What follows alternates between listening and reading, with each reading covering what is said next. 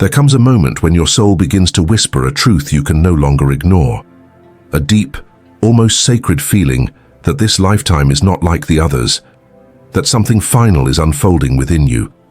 You start to notice strange coincidences, an urge to let go of everything meaningless, and a silent knowing that you are being prepared for something greater, something eternal. According to Edgar Cayce, this isn't imagination. It's a sign that your spirit may be living its last reincarnation on Earth. And that realization is both terrifying and liberating. Because if this is your final human experience, every choice you make now determines whether your soul finally finds peace or must begin again. So let me ask you, have you ever felt that everything in your life, every pain, every joy, every loss, has been building toward one single purpose? That maybe you're not just learning anymore, but completing a cycle. Because in this video, you'll discover the 7 unmistakable signs that reveal when a soul is reaching its final journey. Watch closely, because once you recognize these signs, you'll never see your life the same way again. Before we begin, tell me in the comments, do you believe this could be your last reincarnation? I'll be reading every comment and leaving a heart on the ones that truly resonate. Every soul, according to Edgar Cayce, is on a journey of remembrance, a sacred return to its divine origin. Cayce taught that reincarnation is not a punishment, but a process of purification, where the soul learns through experience until it remembers that it was never truly separated from God.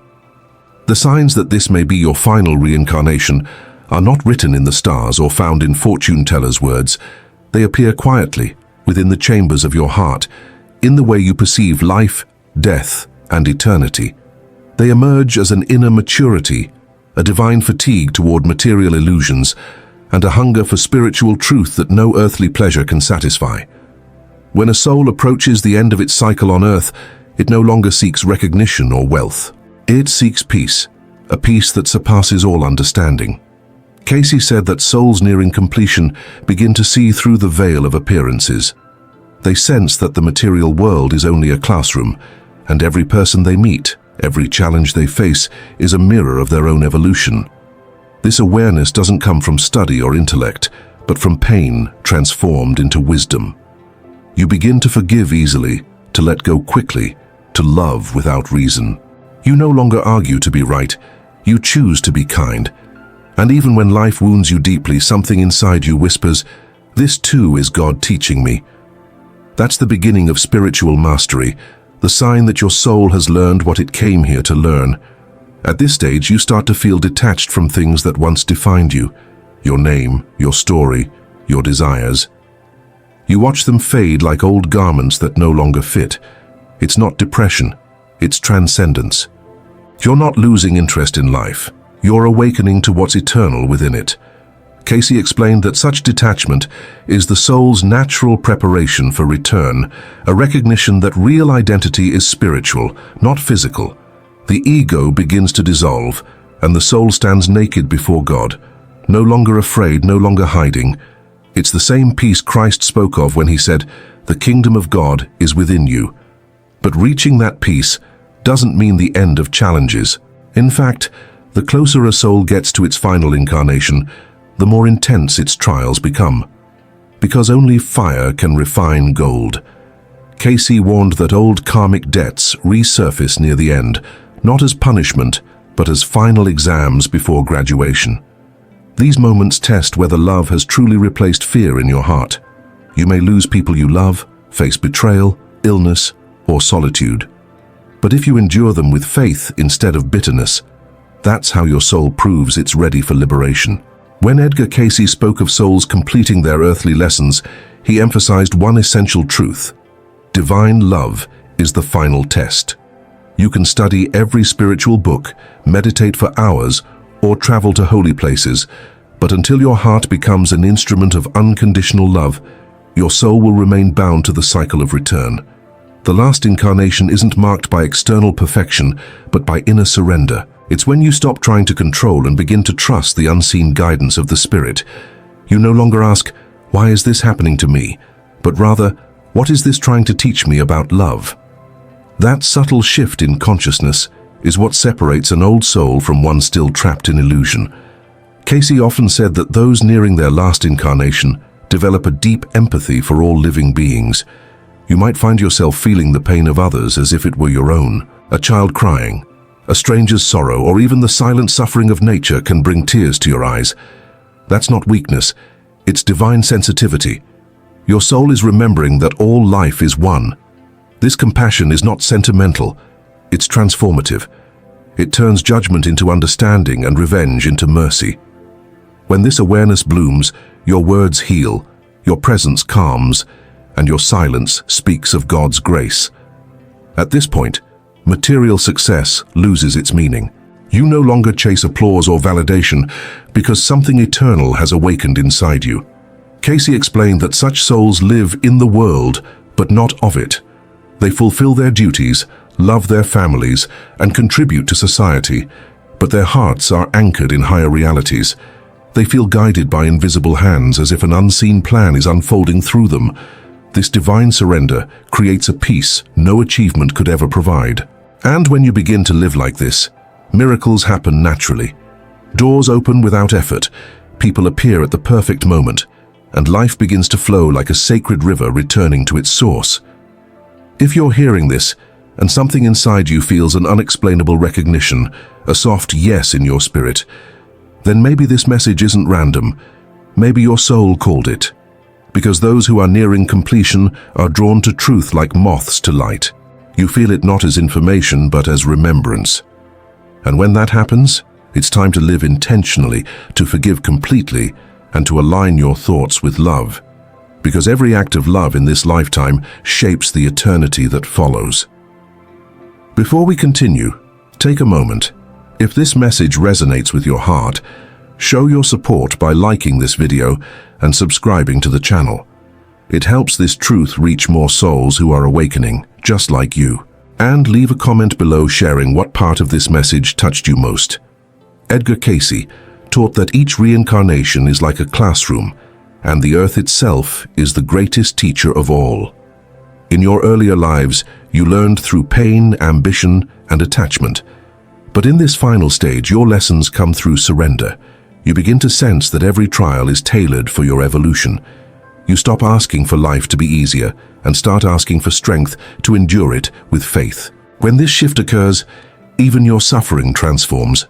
It no longer feels like punishment but purification. The soul, Cayce said, becomes radiant through endurance, like gold refined in fire. Every disappointment becomes a doorway, every heartbreak a sacred teacher, and every loss a preparation for divine reunion. One of the clearest signs that your reincarnation cycle is nearing its end is a profound reconciliation with your past. You begin to see that nothing was wasted, not even your mistakes. You understand that everything served a higher purpose, guiding you toward compassion and humility. This awareness doesn't come from effort. It arises naturally when the soul is mature enough to see from God's perspective. You no longer feel anger toward those who hurt you, because you recognize them as fellow travelers playing roles in your awakening. Cayce said that this capacity to bless your enemies and release resentment is one of the highest marks of spiritual advancement. Another sign is that your fear of death fades. You stop seeing death as an ending and begin to feel it as a homecoming. The veil between the physical and spiritual worlds grows thinner for you. You may sense presences, experience vivid dreams, or feel divine guidance as clearly as a conversation. Cayce explained that souls close to completion often have heightened sensitivity to the spiritual realm because their vibration is no longer tied to dense material energy. It's not imagination, it's attunement. You're tuning in to what your soul has always known, that life never truly ends. And with this realization comes another. You begin to live with deeper gratitude. You appreciate simple moments as sacred, a sunrise, a breeze, a quiet prayer. You understand that everything is alive with divine presence. This is not a fleeting mood, it's a new way of seeing. You stop rushing, stop comparing, and start listening, not just with your ears, but with your spirit. That's when life becomes prayer itself. Each breath, each heartbeat, each step becomes communion with God. Cayce described this as the return of the soul to conscious unity with its creator.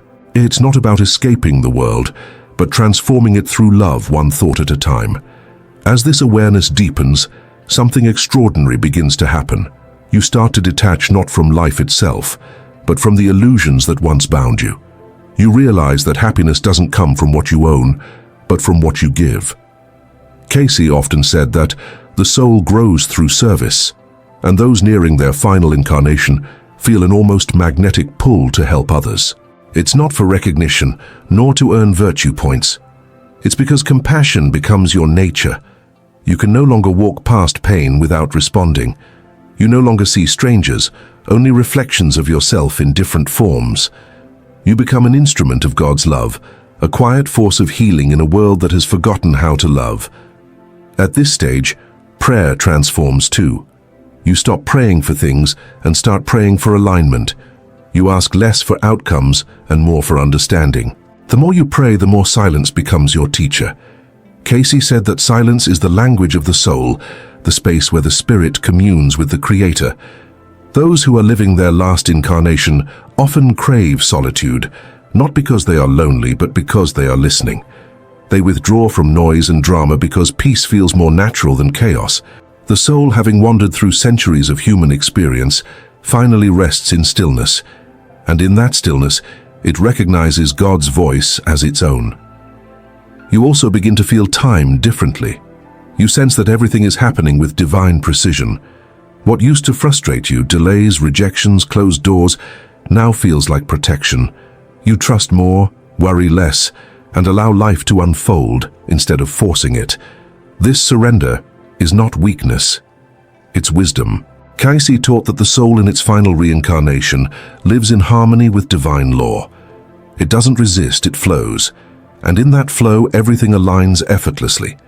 People come into your life at the right moment. Opportunities appear when you need them, and you begin to live as if guided by invisible grace. And maybe the most mysterious sign of all is this. You feel homesick, but not for a place on earth. It's a longing no human love can fill, the deep, wordless yearning to return to God.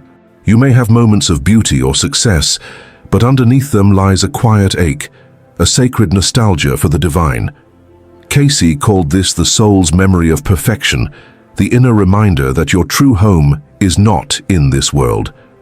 When that feeling becomes constant, when nothing in this realm can distract you from that call, it's because your spirit is preparing to return to where it truly belongs. In these final stages of spiritual maturity, your relationship with God transforms from belief to intimacy.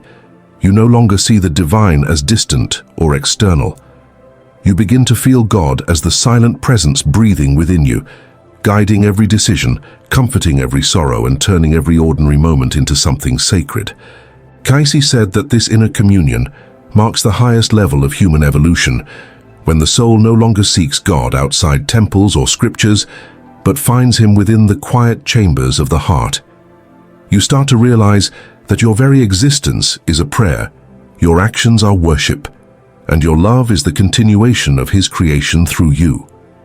This realization also changes how you see others. You no longer measure people by their actions, but by their potential.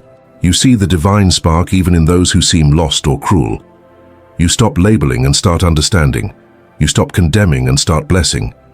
This is the love Jesus embodied, and Cayce described it as the soul's final graduation requirement.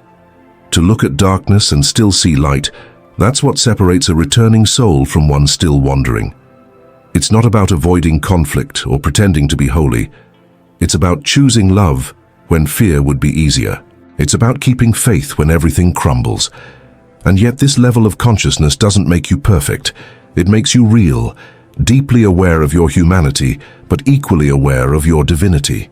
You see both coexisting within you, just as they did in Christ, whom Cayce called the ultimate example of what humanity could become. The more you walk in that awareness, the more you live as he lived, forgiving without conditions, giving without expecting, and radiating peace even in chaos. That is the living proof that your soul has reached maturity. If you've reached this point of the video, it's no coincidence. Something in you resonates with this truth because it remembers. Maybe your soul has been through countless journeys, through pain, through love, through loss, all leading to this moment of awakening. And if these words stir something deep within you, that's your spirit recognizing its final calling, to live no longer in fear or separation, but in divine unity. If you feel this message speaking to your soul, support this work by liking this video and subscribing to the channel. Your engagement helps spread these teachings to others who are searching for light in their darkness.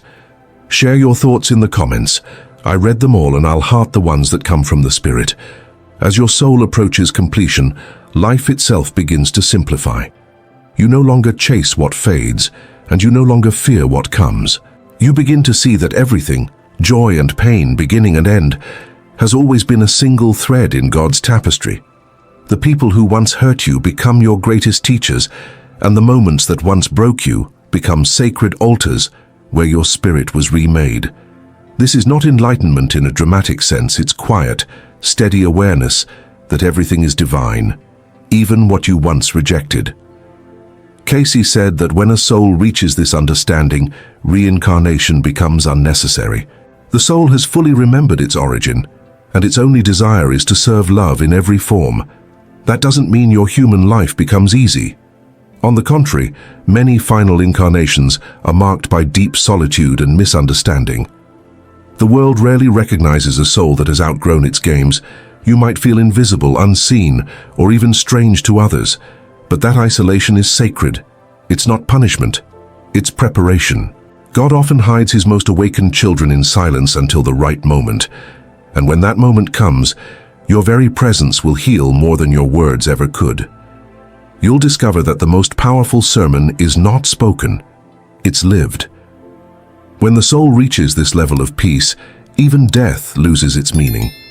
You begin to feel it not as an end, but as a transition into greater light. Cayce described death as the doorway between two classrooms. The lessons change, but the consciousness continues, and those who have completed their earthly course pass through that door without fear, because they know they are returning home. The light they've carried within their hearts becomes the very light that welcomes them. So if this message has touched you, remember this: the purpose of life was never to escape earth, but to sanctify it, to make every action a reflection of heaven. That's what Cayce meant when he said, "The spirit returns to God when the soul has learned to manifest love perfectly in matter." That's the final sign. When everything you do, even the smallest act, is done in love, your journey is complete. Thank you for walking with me through this reflection. If this message awakened something within you, leave a comment below and share your thoughts. I'll heart each one that comes from a sincere place. And if you haven't yet, subscribe and like this video so that these words can reach others who are ready to awaken to God's truth. Remember, the soul never ends, it only evolves. And one day, you too will realize that this was your final lesson before eternity began. They once asked Edgar Cayce why some people seem to carry burdens from birth. Illnesses, unusual marks on their skin, or even talents so advanced they appeared unnatural for a child. His answer was simple, yet staggering. The body is the living record of the soul. In one of his most impactful readings during the Great Depression, Cayce explained that scars, birthmarks, chronic conditions, and even a person's posture or voice could echo experiences from another lifetime. Imagine hearing that in Virginia Beach in the 1930s, when families were desperate for hope. People came expecting medical advice, but they left with something far deeper, a reminder that every part of their being was whispering stories from before they were born. What Cayce revealed shocked even those closest to him. Your body speaks about who you were in a past life. And this is where I want you to pause for a moment. Think about your own body. Those little details you've always noticed but never understood. Could it be that the pain in your knee, the strange birthmark on your shoulder, or even the quickness with which you learn certain skills are not random accidents, but clues from your soul's long journey? Cayce believed nothing in our physical form was without meaning. During a session that transformed an entire family, he said that a young girl's recurring illness was not punishment but a continuation of choices made long before this life. For those listening, it was both frightening and liberating. If our bodies hold these echoes, then perhaps we are more than just flesh and bone. We are continuity itself. This is why it's so important that you stay with me until the end of this video, because in a few minutes, I'll share the exact words Cayce used to describe how the body mirrors past incarnations. Words that not only explain suffering, but also reveal paths to healing and peace. And before we go deeper, let me ask you, if this truth resonates with you, if you've ever felt your body telling you a story you couldn't explain, I want you to like this video, subscribe, and share it so more people can understand what Cayce discovered. Leave a comment with your experience. What detail in your body or life has always felt like it had a hidden meaning? I'll be reading every comment and marking them with a little heart to show you that your voice matters here. But here's the part that nobody expected. Cayce never used the phrase "your body speaks" in the way we're using it now. That's our way of making it simple. What he truly said was that the body is a record of the soul's journey. He explained that diseases could be memories carried over, that beauty and strength could be rewards of past harmony, and that deformities or pain might be opportunities chosen by the soul for growth. During one session in Hopkinsville, he pointed out that even the way someone's eyes carried sorrow was not random. It was the soul's handwriting across the canvas of flesh. To his listeners, this was shocking. They expected to hear about medicine. Instead, they were told that their very skin, bones, and blood were shaped by what they had lived before. And what happened next defied logic. Instead of despair, people found hope. If the body was a reflection of the soul's choices, then healing was also possible through spiritual alignment. Cayce said plainly that prayer, forgiveness, and acts of kindness could reshape not only the spirit, but the body itself. This was not theory. It was a prescription of faith and action that transformed lives. In the years of war and uncertainty that followed, many returned to his words as a lifeline. What you carry in the body today is the harvest of yesterday, and what you choose today will become the body of tomorrow. That single idea gave strength to thousands who had lost everything. Cayce never wanted people to see these revelations as chains of fate. He warned that if you believed your body was only punishment from the past, you would miss the greater truth, that every mark, every illness, every limitation was also a doorway to redemption. During a reading in the early 1940s, he looked at a man suffering from severe arthritis. The man asked if he was doomed to live in pain because of what he had done in another life. Cayce, in his calm and piercing tone, replied that the condition was not a sentence, but an opportunity. The stiffness in his joints was a reminder of hardness he once carried in his heart. But in this life, by practicing forgiveness and compassion, he could bring flexibility not only to his soul, but to his body as well. Imagine the shock in the room. What doctor would say such a thing during that era? And yet those words stayed with the man, reshaping the way he lived each day. When we think about this, it forces us to ask, what story is our body telling us? For Cayce, a scar was never just a scar. A sudden fear with no explanation was not random. Even the way you walk into a room, the way you use your hands, the sound of your laugh, all of these could be echoes of journeys before this one. He described it as a thread, weaving one life to the next, each body carrying the unfinished lines of a much larger tapestry. This is why he insisted that self-knowledge was the highest form of healing. To know your body was to know your past, and to know your past was to reclaim your future. In Virginia Beach, many came seeking quick cures, but what they received was something far greater. A mother who worried about her child's birthmark learned that it was not a curse, but a reminder of a past wound. Instead of despair, she found comfort, believing that the child's soul had chosen this as part of its growth. A young musician who could play beautifully without ever having studied was told that his gift was not random. It was carried from lifetimes of dedication to the art. These were not inventions or fantasies.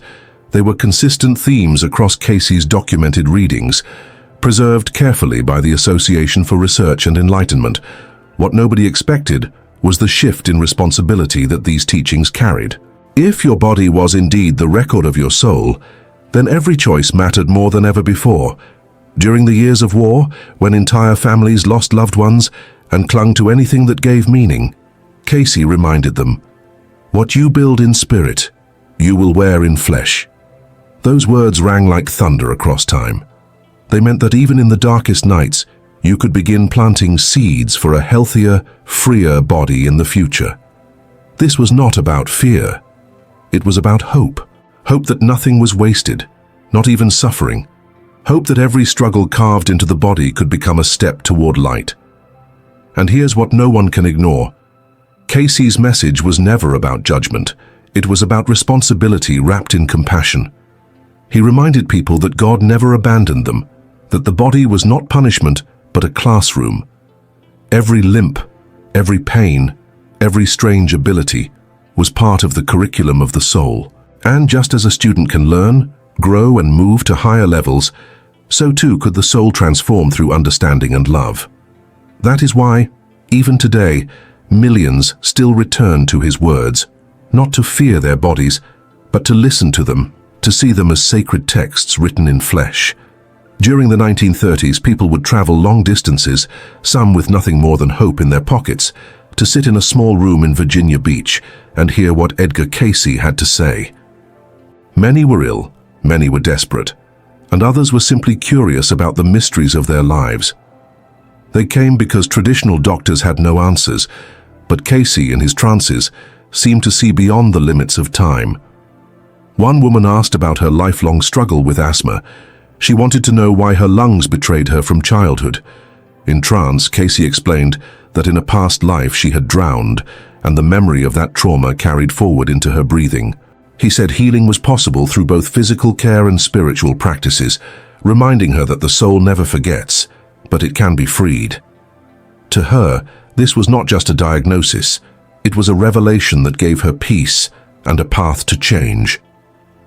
Think about how radical this sounded during the Great Depression, when science alone was considered the only measure of truth. Cayce was not rejecting science. In fact, he often prescribed remedies rooted in diet, exercise, and natural treatments. But he was adding another dimension that scientists couldn't measure, the dimension of the soul. To him, every illness had a story, and that story was written across lifetimes. Birthmarks were not coincidences. Phobias were not irrational quirks, and sudden skills were not accidents. They were pieces of a much larger puzzle. If we ignored these patterns, we risked missing the chance to understand ourselves fully. In one documented session, a boy who could play the piano effortlessly was brought to him. The family was baffled. No teacher, no training, yet the child's fingers moved with precision. Cayce simply said, "This is not new to him." He explained that the child's soul had cultivated this art in past lives, and now it flowed naturally through his body. This explanation reframed everything for the family. Instead of fearing the unknown, they celebrated the continuity of their child's soul. For Cayce, this was evidence that the soul's journey was long, layered, and full of meaning. But Cayce also warned, not every mark from the past is a blessing. He described cases where old hatreds, violent acts, or deep fears resurfaced in the body as illness or limitation. A man with stomach ulcers was told that his anger from a previous lifetime had not been resolved, and now it ate away at him physically. Yet Cayce did not leave him in despair. He said that by choosing forgiveness and love in this life, the man could not only find relief, but also free his soul from repeating the same pattern again. This was the heart of Cayce's teaching. Nothing is final, nothing is hopeless. The body reveals, but the spirit redeems. As the years passed and war broke out across the world, people clung to Cayce's words because they offered a sense of justice beyond the chaos. While bombs fell and nations burned, he reminded his followers that no act of kindness was ever lost, and no pain was without purpose. He told them that just as the body bore marks of the past, it could also carry the promise of a brighter future. Healing was always possible, not just through medicine, but through alignment with God's love. That belief gave countless people the strength to endure when everything around them seemed broken. Cayce's vision was always larger than a single body or a single lifetime. He believed that each soul was on a long journey of evolution, and the body we wear in this moment is simply one chapter of that story. During one reading that deeply moved those present, he explained that even the way someone's eyes seemed to shine with joy or dim with sorrow was a continuation of choices the soul had made before. For him, the body was not an accident, not a random genetic lottery, but a deliberate expression of the soul's learning process. That meant everything about us, from the lines on our faces to the weight we carry on our shoulders, was meaningful. It was a kind of language, and if we listened closely, our bodies could reveal who we have been and who we are becoming. But what startled people most was his insistence that change was possible. In one session, a man suffering from partial paralysis after an accident asked if he was destined to remain this way. Cayce explained that while the condition had roots in past karmic experiences, the present moment was still powerful enough to bring transformation. Through prayer, meditation, and a sincere effort to live with love, the soul could redirect its energy, and sometimes even the body responded in surprising ways. There were documented cases where symptoms improved after spiritual realignments, not because of magic, but because the soul and body were finally working together. This was revolutionary, offering hope where medicine alone had given up. Consider the families who came to him with children carrying mysterious birthmarks. Cayce said some of these were remnants of injuries from past lives, imprints carried over as reminders. Rather than causing fear, he urged parents to see them as opportunities to guide their children toward healing and balance. A scar could be a symbol of what the soul had survived, and with understanding, it could become a badge of resilience rather than shame. Imagine the relief this gave to mothers and fathers who had feared their children were cursed. Instead, they learned they were blessed with a chance to help a soul continue its journey. Even today, scientists debate genetic memory and cellular imprinting, but Cayce's explanation was far ahead of his time. He was not claiming to replace science, but to expand it. He offered a vision in which both body and spirit mattered equally. In the midst of the Second World War, when people were questioning the very meaning of life, his words gave clarity. The body is the shadow of the soul. What is not healed within will appear without. That statement echoed through halls, homes, and churches, sparking both controversy and deep reflection. For those who believed, it was life-changing. For those who doubted, it was at least a challenge to see the human experience differently. And here lies the mystery. If our bodies truly are reflections of our souls, then every ache, every gift, every limitation becomes a message.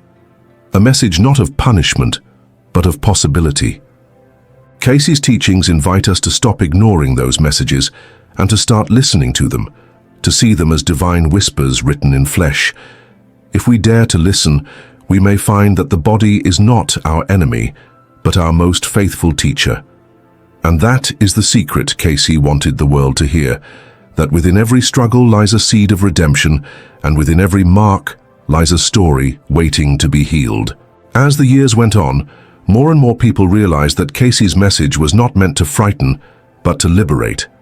If your body revealed traces of past mistakes, it also held the promise of future victories. This meant that no suffering was wasted. A woman who had carried migraines since childhood once asked Cayce if she was cursed. He told her she was not cursed, but carrying the memory of misused power in a previous existence. In this lifetime, her task was not to fear the pain, but to transform it through humility, service, and prayer. Over time, as she shifted her focus from bitterness to compassion, her symptoms began to soften. The lesson was clear. When the soul changes direction, the body often follows. That single principle has comforted generations who sought meaning in their struggles. The resonance of these words during the Great Depression cannot be overstated. Families with nothing left, no jobs, no bread, no answers, discovered that their suffering was not the end of the story. Cayce assured them that even their bodies, broken by hunger, exhaustion, and despair, were not failures, but canvases on which new light could be painted. He urged them to see illness not as eternal punishment, but as an opportunity for growth. And in doing so, he gave people hope when the world around them had none. The echo of those sessions still lives today, reminding us that our flesh and bones are not accidents, but sacred texts written by the soul. During the war years, Cayce's insights became even more powerful. Soldiers returned with scars, burns, and missing limbs. Families feared that these wounds would define their loved ones forever, yet Cayce reminded them that even these devastating injuries carried meaning. They could symbolize lessons learned, sacrifices made, or debts cleared. While the pain was real, the spiritual purpose behind it was not to destroy but to guide. For many, this reframing was life-saving. It allowed them to endure tragedy with dignity and to see their bodies not as prisons, but as vessels of profound teaching. And this brings us to you, listening now. What is your body trying to say? That pain you've carried for years, that fear you've never explained, or even that gift you barely understand. What if it's all part of a much older story? Cayce's words invite us to stop ignoring these whispers and to start listening with reverence. Because once you realize that your body is the living record of your soul, you can begin to rewrite the story. Not by erasing the past, but by transforming it. The choice is always yours. What you think, what you feel, and what you do today will shape not only your future soul, but the very body you will one day inhabit. Before I close, I want to invite you once again. If this message touched your heart, if Cayce's wisdom helped you see your own body with new eyes, then like this video, share it, and subscribe for more. Write in the comments what your body has been telling you, and I will mark each one with a little heart to show you I've read it. Because together we are not just listeners, we are a community uncovering the timeless truth that our bodies are mirrors of the soul. And in that truth lies the most powerful hope of all. No matter what your past has been, your future is waiting to be healed, transformed, and made new. What if your marriage is not just a choice you made, but a destiny written long before you met your partner? Edgar Cayce, known as the Sleeping Prophet, revealed in his readings that many of the unions we experience are not random at all, but rather karmic appointments, soul contracts forged to teach, to heal, and to awaken us. When you look into the eyes of the person you married, you may be seeing not just a husband or wife, but a mirror of your own past lives, carrying lessons that your soul chose to face in this lifetime. This is not about coincidence, but about divine design.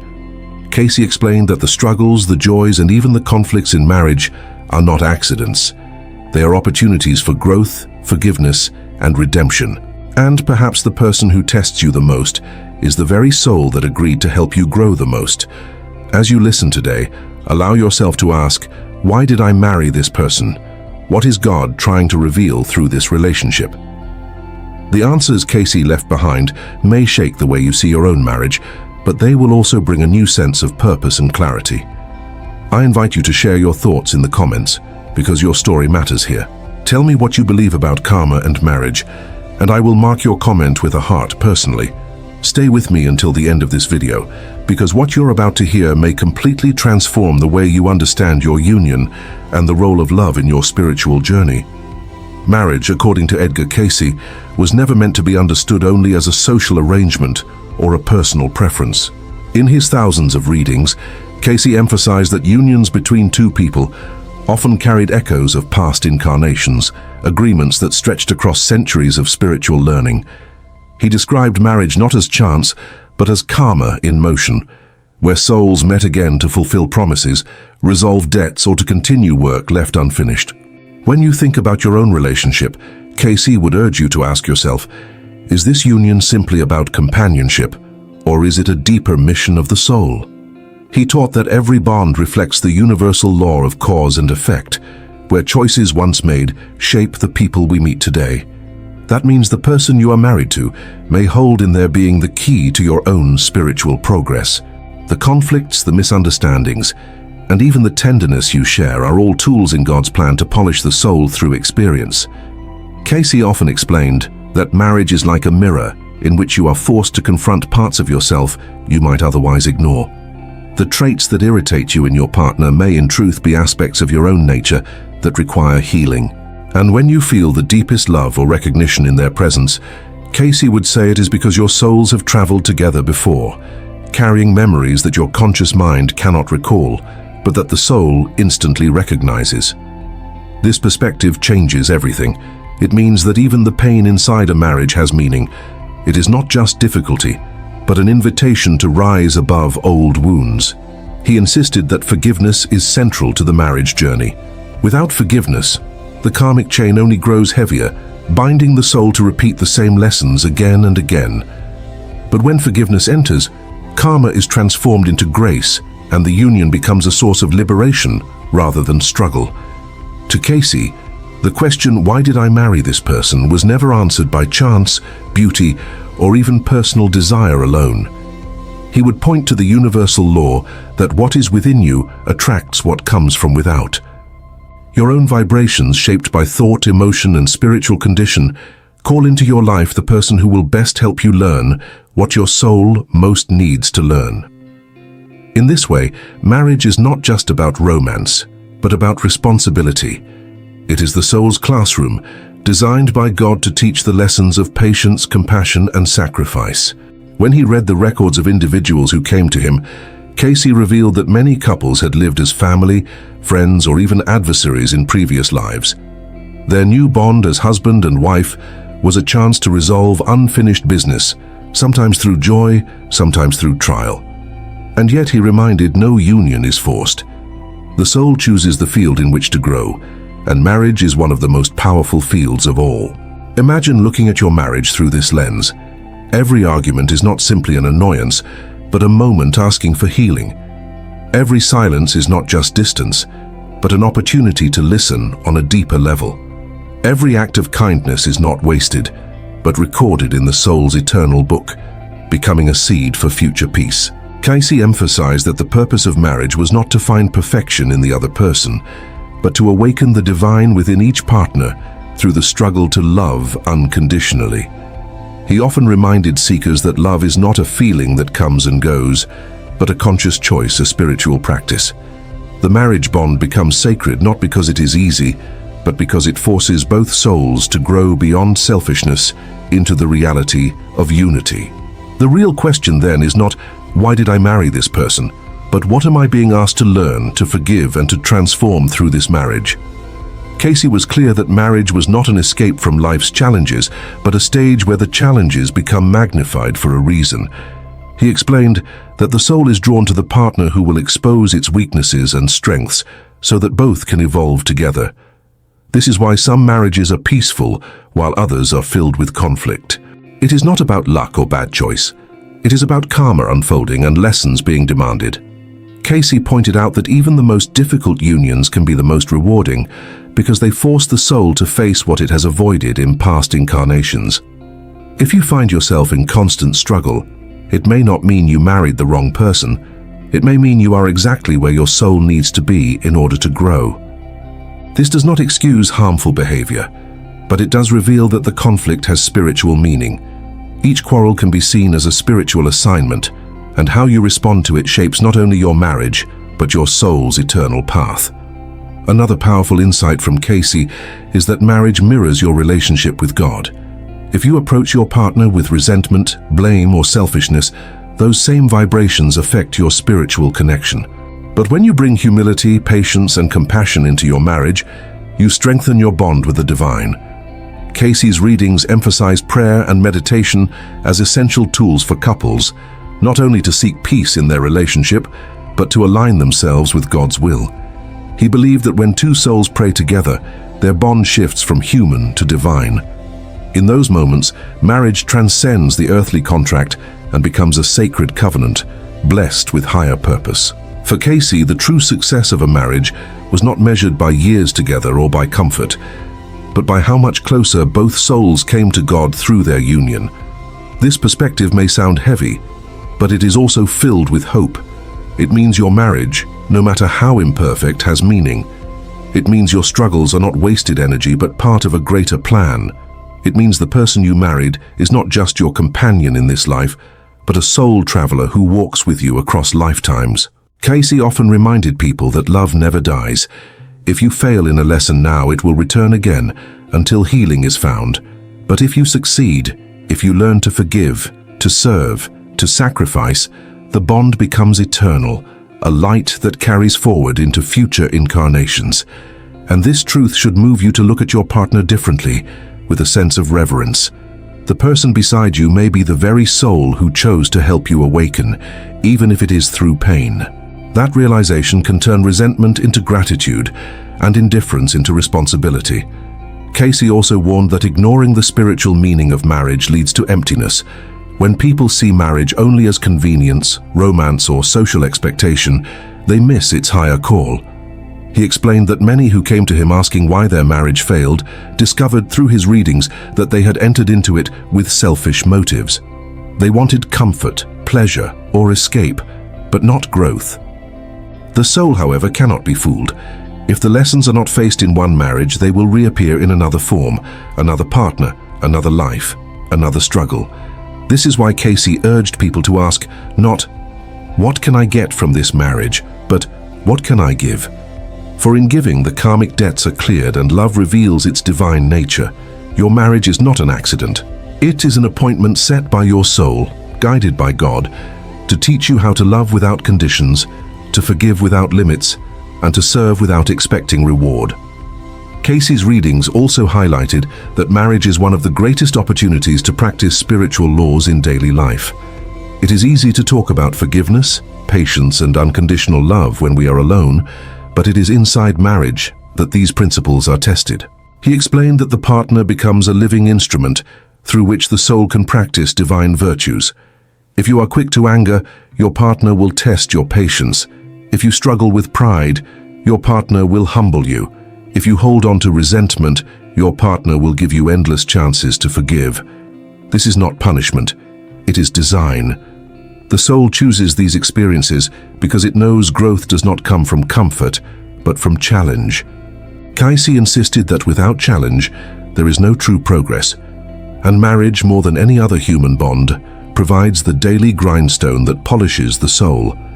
He also taught that physical attraction, while natural, should never be the foundation of marriage. In his readings, Cayce warned that relationships based only on passion or surface-level desires often lead to suffering because they lack spiritual depth. Passion fades, beauty changes, but the soul's lessons remain. He encouraged couples to build their marriage on shared spiritual values, on the intention to grow closer to God together. When two people unite for this higher purpose, their bond can survive storms that would otherwise destroy it. Cayce often spoke of the importance of prayerful intention even before marriage, asking God to reveal whether the union is a karmic necessity, a spiritual opportunity, or a distraction from the soul's path. Entering into marriage without this awareness, he said, was like stepping into a classroom without knowing what subject was being taught. Confusion would follow, and lessons would be missed. Perhaps one of Cayce's most striking insights was that many of the difficulties inside marriage are not caused by the partner, but by unresolved issues within ourselves. He explained that the soul projects its own inner conflicts onto the closest person available, and in marriage, that person is your spouse. This is why, he said, healing begins not with changing the partner, but with changing the self. He urged people to ask, what in me is being reflected in my partner's behavior? What part of me is God asking me to heal? This shift in perspective transforms marriage from a battlefield into a mirror, from a source of pain into a path of self-discovery. Instead of blaming, you begin to reflect. Instead of demanding, you begin to grow. Cayce knew that this inner work was not easy, but he also knew it was sacred. The soul cannot move forward until it faces its own shadow, and marriage provides the light that reveals it. Cayce also gave advice for those who felt trapped in unhappy unions. He did not say that people must remain in destructive situations at all costs. Rather, he explained that the key is to first recognize the lesson hidden within the struggle. Sometimes the lesson is endurance, sometimes it is courage to change, sometimes it is forgiveness that must be given before separation can bring peace. He warned that leaving without learning only repeats the cycle. But once the soul has understood and absorbed its lesson, it is free. Freedom for Cayce was not about escape from responsibility, but about completion of a karmic debt. In that sense, even endings can be sacred if they are approached with humility, honesty, and prayer. What he opposed was running from marriage simply because it was inconvenient or uncomfortable. For Cayce, no marriage is meaningless. Each one, no matter how brief or difficult, is a divine appointment with the soul's own growth. In many of his readings, Cayce reminded people that love is not something that magically appears perfect in marriage. It is something that must be built, brick by brick, choice by choice. He often said that love is the one force strong enough to balance karma, to heal the wounds of the past, and to transform pain into blessing. But he clarified that love in marriage is not blind passion or fleeting excitement. It is commitment to see the divine in the other, even when it is hidden beneath layers of weakness or anger. When a couple chooses to act in love daily, even when emotions waver, they create a vibration that can dissolve karmic chains. Over time, this conscious love becomes a shield around the union, protecting it from outside influences and from the destructive power of ego. Cayce pointed out that it is the small daily acts, kind words, patience in times of stress, prayer before decisions, that carry the most weight in the soul's record, not the grand gestures that often fade with time. Cayce also noted that many marriages are blessed with children, and he explained that these children are not random gifts, but souls carefully assigned to parents by divine law. In his readings, he revealed that children often enter families to continue their own karmic journey with the very souls they once knew. Sometimes they are old friends from past lives, other times they are old adversaries seeking reconciliation, and often they are teachers disguised as children, bringing lessons of patience, sacrifice, and humility. This means that the marriage bond is not just about husband and wife. It becomes a foundation for the growth of new souls who also carry karmic ties.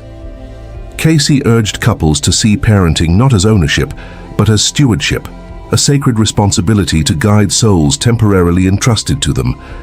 The harmony or conflict in the marriage directly affects the vibration of the home, shaping the spiritual environment in which the child grows. Another key teaching from Cayce is that prayer together is stronger than prayer alone. When two souls bound in marriage turn to God with one voice, their request is magnified. He described prayer as the tuning of the soul to divine frequencies, and when both partners are in tune, the marriage resonates with peace and power. Meditation was also central in his advice. He recommended couples spend time in silence together, allowing God to speak into their union. This spiritual practice could dissolve tension, open new understanding, and remind both partners that their marriage was not theirs alone, but God's as well. Many who followed this advice testified that their homes changed completely. Conflicts softened, communication deepened, and a sense of divine presence settled into daily life.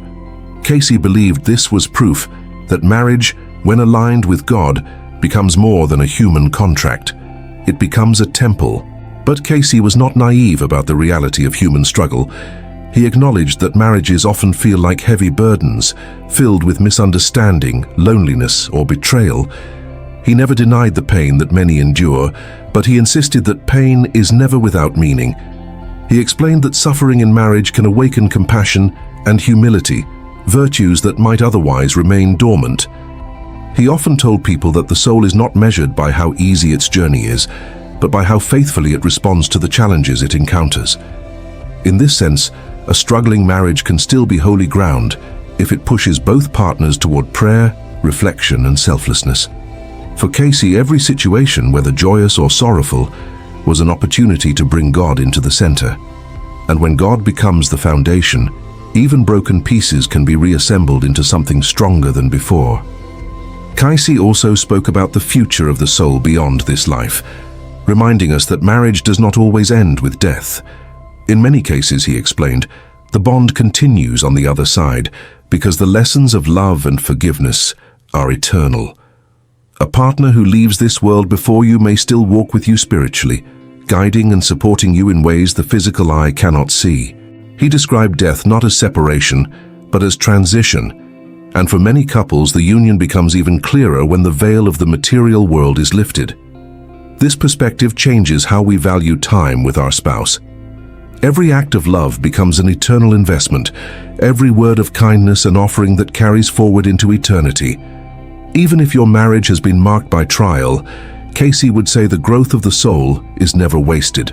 The lessons you learn with this person remain in your soul's record forever, preparing you for future lives, or even for reunion beyond the earthly plane. This teaching also explains why some marriages feel instantly familiar, as though you have known your partner forever. According to Cayce, you probably have. The soul recognizes the vibration of another soul it has walked with before, and this recognition brings both comfort and challenge. The familiarity may feel like love at first sight, but it may also bring the weight of unresolved karma that must now be faced.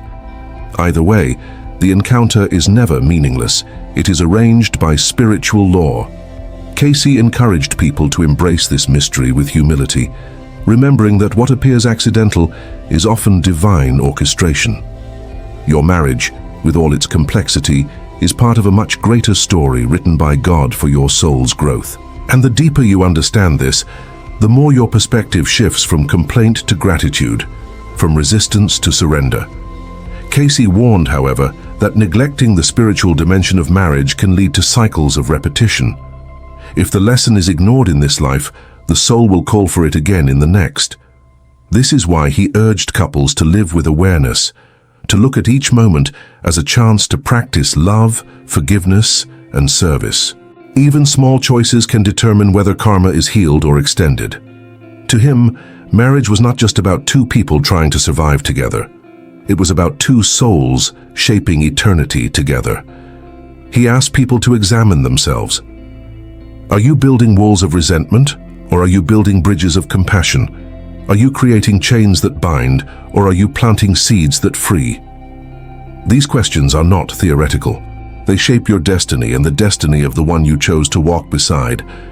And now, after hearing Cayce's wisdom, ask yourself honestly, why did you marry this person? Was it comfort, appearance, or convenience? Or was it something your soul chose long before you were born? Whatever the answer, remember that your marriage is not an accident. It is a divine appointment. If you approach it with prayer, with humility, and with a willingness to grow, it can become one of the greatest spiritual opportunities of your life. Before you leave this video, share in the comments what you believe about the karma of marriage. Do you feel your union carries lessons from the past? I will mark every comment with a heart because your story matters here. And if you want to continue exploring the hidden truths of Edgar Cayce and the spiritual laws that shape our lives, make sure to like this video, subscribe to the channel, and activate the notification bell. Together, we will uncover the mysteries that connect love, karma, and the eternal journey of the soul. Imagine leaving this world right now and, upon opening your eyes again, you're already in a new body, living another life with no memory of the past, or perhaps wandering for centuries in the spiritual realm, waiting for the right moment to return. After all, what happens after death? Is reincarnation immediate, or can it take hundreds of years? Edgar Cayce brought shocking revelations about this, and what you're about to hear today could completely change your view of life and death. If you've ever lost someone dear and wonder when you'll see them again, or if you feel like your soul has lived other existences, then you need to watch this video until the end. We're going to explore psychic readings and spiritual revelations that explain the time between one incarnation and another, revealing what really happens behind the scenes of the spiritual world. Do all souls return quickly, or are their souls trapped for long periods? The answers will surprise you, but first I want to know your opinion. Do you believe reincarnation is immediate, or do you think it can take centuries? Comment down below, because I'm going to heart the best comments. And if you want to help this channel grow and bring more and more content about spirituality, subscribe now and hit the notification bell, because there are many revelations coming. Let's discover together the mysteries of soul rebirth. The idea of reincarnation awakens deep emotions. For many, it's a sign of hope, the chance to correct mistakes, reunite with past loves, or continue an unfinished spiritual journey. For others, it's a frightening mystery, an endless cycle of birth and death.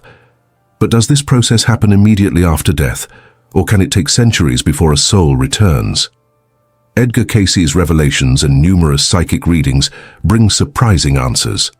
In Cayce's teachings, there's no fixed rule for the time between one life and another. Some souls return quickly, while others remain for centuries in the spiritual plane, awaiting the right moment to be reborn. But what determines this difference? Could it be karma, spiritual evolution, or the need for learning? There are impressive cases of people who claim to have memories of past lives that happened shortly before their birth. On the other hand, there are reports of psychics who brought messages from spirits who had been disembodied for hundreds of years, and still hadn't returned to Earth. What explains this? Edgar Cayce gave thousands of psychic readings that showed the time of reincarnation varies for each spirit. In many cases, spirits return quickly because they have unfinished missions or strong bonds with those who remained. Parents who depart early often return as children or grandchildren of their own descendants. In contrast, there are those who need to spend an extensive period in the spiritual plane, preparing for a new existence. These are spirits who need learning, healing, or even karmic rescues before they're able to reincarnate. But is it possible to choose when to return? Many spiritual accounts say yes. More evolved spirits have greater autonomy to decide the ideal moment to reincarnate. They choose their families, living conditions, and even the challenges they'll face. However, for those who haven't reached a high level of consciousness, reincarnation may be determined by higher spiritual laws. Some are called to return due to urgent need for learning, while others must wait until the family and social environment is prepared to receive them. Cases of spontaneous memories of past lives reinforce this theory. Children who remember names, dates, and places from their previous existences indicate that for some spirits, reincarnation can happen quickly. But then, what prevents others from returning? Are there factors that delay reincarnation? Attachment to earthly life, suffering for what was left behind, or even serious failures committed in the last existence can influence the time a spirit remains in the spiritual plane. Another crucial point is spiritual programming. Before reincarnating, the spirit goes through detailed planning, where it defines its mission, its tests, and even the difficulties it will face. This process can take time, as it depends on harmony between the spirit and the conditions necessary for its return. Some spirits wait decades or centuries to be reborn into the right family at the ideal moment for their development. Now, an impressive fact. There are reports of spirits who refuse to reincarnate. Fear of pain, fear of failing again, or difficulty letting go of the spiritual world can make some spirits postpone their return. But how long is this allowed? Can spiritual mentors intervene? Is there a time limit for remaining in the spiritual plane? These are questions we'll delve deeper into in the next few minutes. In the spiritual world, time doesn't work the same way as on Earth. For us, a decade might seem like an eternity, but for a disembodied spirit, it might be just an instant. This means that while some souls may perceive their reincarnation as immediate, others feel they've gone through a long period of learning and preparation before returning. This would explain why some people reincarnate a few years after dying, while others seem to sleep for centuries before returning to the cycle of life. Another determining factor in reincarnation time is the degree of spiritual evolution. Higher spirits have greater control over their reincarnations and can decide when and where they want to be born. Spirits in lower stages may need to wait until conditions are favorable for their learning. Edgar Cayce left us countless readings revealing that the spiritual plane is organized and nothing happens by chance. But what about those who committed serious errors in past lives? What happens to them? According to Cayce's readings, some spirits become trapped in lower astral regions where they go through periods of suffering and purification before having a new opportunity to reincarnate. For these souls, time can be much longer, as they first need to free themselves from traumas, regrets, and negative feelings they carry from their last life. However, there's an even more surprising aspect. Spirits can be prevented from reincarnating by higher decisions. This occurs when they haven't yet learned the necessary lessons in the spiritual plane, or when they need to wait for the formation of a family group that enables their new journey. Some souls need to be reborn under specific conditions to resolve karmic debts, and this can take decades or even centuries for all the puzzle pieces to fall into place. And what about those who feel they don't belong to this life? Many people report having a constant sensation of displacement, as if they didn't belong to the time or place where they were born. Some believe this happens because these souls spent a long time in the spiritual plane before reincarnating again. Other theories suggest these spirits came from higher dimensions and are here for specific missions, bringing teachings and transformations to humanity. There are also cases of spirits who return quickly to fulfill unfinished tasks. Many psychics report stories of children who talk about their past lives with frightening details, remembering names, cities, and even causes of death. These cases are studied by scientists around the world, and some reports are so impressive they challenge traditional logic. What would explain these memories? Would it be an indication that reincarnation can be immediate for some souls? Another intriguing aspect is the influence of spiritual bonds on reincarnation. Spirits connected by love, friendship, or even deep conflicts often reincarnate together to evolve mutually.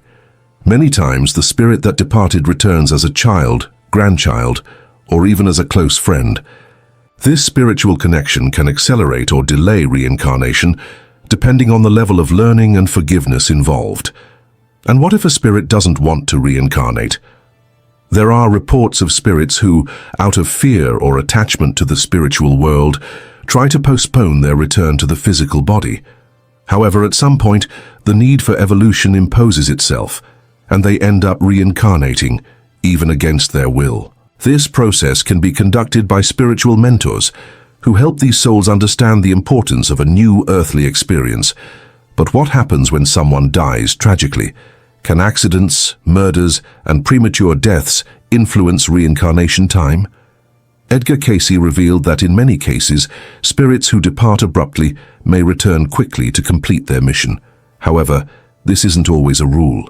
Some need a longer time of recovery and learning before they're ready for a new life. The cycle of reincarnation is one of the universe's greatest mysteries. Each spirit has its own journey, and the time between one life and another is determined by countless factors. Whether immediate or after centuries, the truth is that we're all in constant evolution, always walking toward learning and spiritual illumination. And there's an even more intriguing detail in this process. Spirits can reincarnate in different parts of the world with no apparent connection to their previous lives. This would explain why some people feel attracted to cultures, languages, and places they've never known in this life. Would it be a reflection of a past existence in another civilization? Many spiritual researchers believe so. Edgar Cayce related in various readings that some souls need to reincarnate in completely different locations to learn new lessons. A spirit who had power and wealth in the past might be born into a humble family to understand the value of simplicity. Similarly, someone who committed abuses against other people might return in a position of vulnerability to feel firsthand the pain they caused. This process isn't punishment, but rather a divine mechanism of learning and spiritual growth. And what about soulmates? Do spirits who love each other deeply always reincarnate together? This is a very common question, and the answer is, it depends. Some souls have such an intense connection that they're reborn close to each other, whether as spouses, siblings, or friends. However, in some cases, a time of separation may be necessary for each to evolve individually before a reunion in another life. True love is never lost. It just transforms and strengthens throughout incarnations. Another aspect many ignore is the influence of the spiritual plane on choosing the physical body. A spirit can't always be born exactly as it would like. Often, karmic issues determine characteristics like health, physical limitations, and even appearance. This explains why some people are born with genetic diseases or face difficulties from early on. Everything is part of a greater plan, outlined even before birth. But do all spirits accept this destiny? The answer is no. Some try to resist, seeking to avoid certain tests or challenges.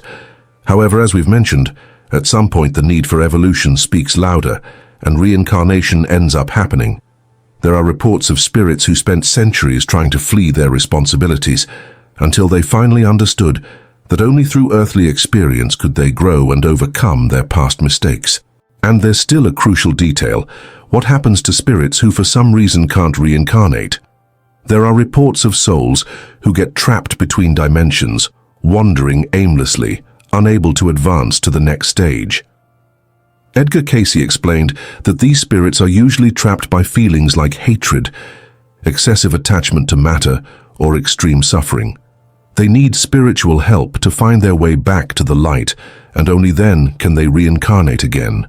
The question of time between incarnations can also be observed in cases of mediumship. Many people report contacts with spirits who passed away centuries ago and still haven't returned to Earth. Why does this happen? Would they be souls who already completed their cycle of reincarnations, or would they just be waiting for the right moment to return? Cayce's teachings show that spiritual evolution can be achieved both in the physical plane and in the spiritual plane, and some very elevated spirits no longer need to reincarnate, as they've already fulfilled their learning journey. On the other hand, there are those who return with great speed, often being born into the same family they left. Edgar Cayce gave readings about children who died prematurely and returned a few years later as siblings or cousins, maintaining a strong bond with their parents.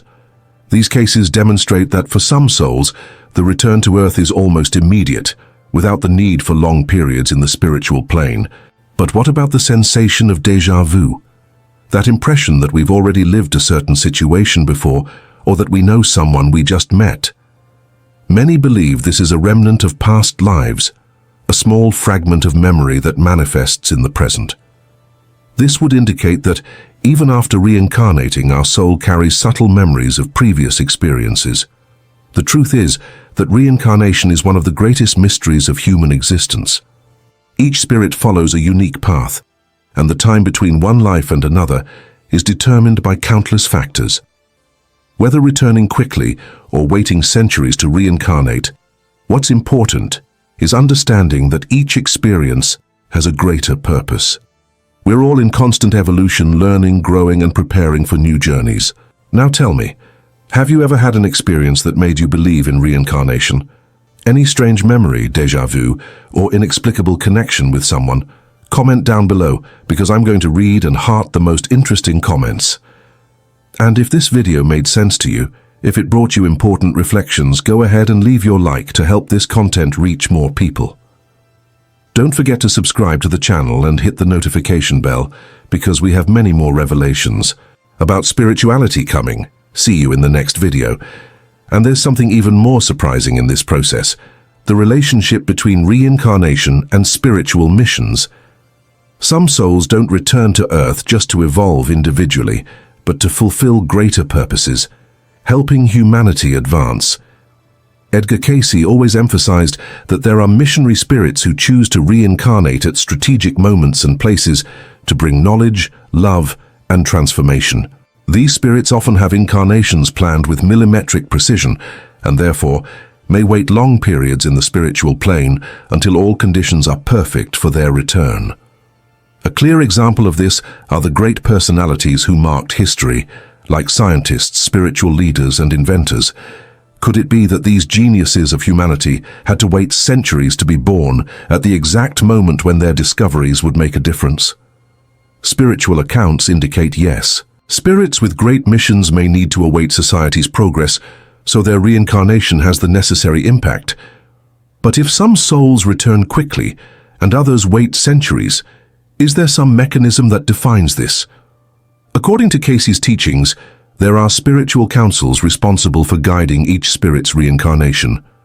These groups of illuminated beings analyze the soul's trajectory, its needs, its karmic debts, and its mission before defining when and where it should be reborn. And most interesting is that many souls participate in this process. In Edgar Cayce's readings, we find descriptions of spirits gathered in great halls, watching projections of their past lives, and evaluating what lessons they still need to learn. They receive guidance from mentors, and often choose their own tests and challenges. This means that, even facing life's difficulties, nothing happens by chance. Each obstacle we face may have been chosen by ourselves before reincarnating, with the goal of accelerating our evolution. However, this planning doesn't always occur peacefully. There are cases of spirits who, upon perceiving the difficulties they'll face, enter despair and try to flee the commitment of reincarnation. Some try to negotiate changes in their life plan, while others, in more primitive states of consciousness, may resist to the point of needing help from mentors to accept returning to Earth. Another factor that influences reincarnation time is the connection between spirits. Many souls have such strong bonds that they reincarnate together multiple times, forming spiritual families that help each other mutually. However, when there are unresolved conflicts, a longer period of separation may be necessary for each spirit to mature before a new encounter. This would explain why some people feel an instant connection with someone they just met, while others have complicated relationships from first contact, And what about spirits who lose the opportunity to reincarnate? Does this really happen? The answer is yes. Some souls receive the chance to return, but due to fear or attachment to the spiritual plane, they refuse the call. When this occurs, they may have to wait for a new cycle until a new opportunity arises. This can delay their development, making them lose valuable chances for growth. And there's still a little discussed detail: the influence of the spiritual world on the life we'll have here on Earth. Some spirits are reborn with physical limitations, financial difficulties, or emotional challenges that were chosen before birth as part of their learning. On the other hand, there are those who, through merit and evolution, manage to program more harmonious existences, with less suffering and more opportunities for growth. All this leads us to an essential question: how can we prepare for our next reincarnation? If we know our current life directly influences our future existence, how can we act now to guarantee a more peaceful and evolutionary journey? According to Edgar Cayce and various illuminated spirits, the key to a good reincarnation lies in living with love, gratitude, and purpose. The more we help others, the more we evolve, and the better chances we have of building a better future. And now I want to know from you: do you believe you've lived other lives? Do you feel your soul carries memories from past existences? Tell us in the comments, because I'll be reading and leaving a heart on the most interesting accounts. If this video brought important reflections to you, go ahead and leave your like and subscribe to the channel, so you don't miss more content about spirituality. Your participation helps this channel grow and reach more people who need these messages. Hit the notification bell and see you in the next video. And there's still a mystery many don't know about: the influence of emotional state on reincarnation time. According to the spirits who communicated through Edgar Cayce's readings, those who pass away in peace, accepting their transition and trusting the divine plan, tend to have a faster and more organized return. Those who depart with resentment, hatred, or feelings of revenge may face a long period of disturbance before being able to return to matter. This is because negative emotions create blocks that make preparation for a new existence difficult. And what happens to those who died unexpectedly, like in accidents or tragedies?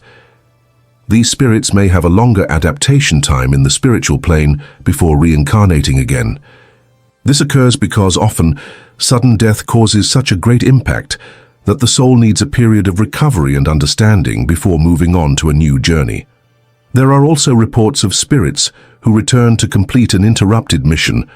People who, in a previous life, were close to achieving something grand, but had their existence cut short prematurely, may reincarnate quickly to complete their task. This would explain cases of child prodigies, who from a very young age demonstrate extraordinary abilities in music, science, or art. Could these souls just be resuming what they had already started in a previous incarnation? Another fascinating point is the existence of spirits who reincarnate with very vivid memories of their past lives. In some cases, this happens because the time between one existence and another was extremely short, not giving the soul enough time to completely erase its previous memories.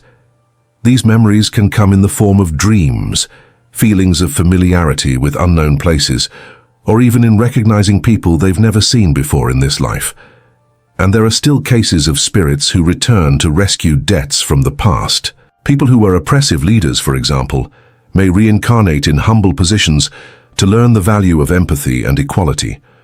Those who caused suffering may be reborn in the same situation they imposed on others, to feel firsthand the impacts of their actions. This law of cause and effect is one of the foundations of spiritual doctrine and explains many of the difficulties we face in our lives. But can we accelerate our evolution process to guarantee a more harmonious next incarnation? Yes. And the key to this lies in how we live our current life. The more we cultivate love, generosity, and forgiveness, the more we elevate our spiritual vibration, and this allows us to reincarnate under more favorable conditions in the future.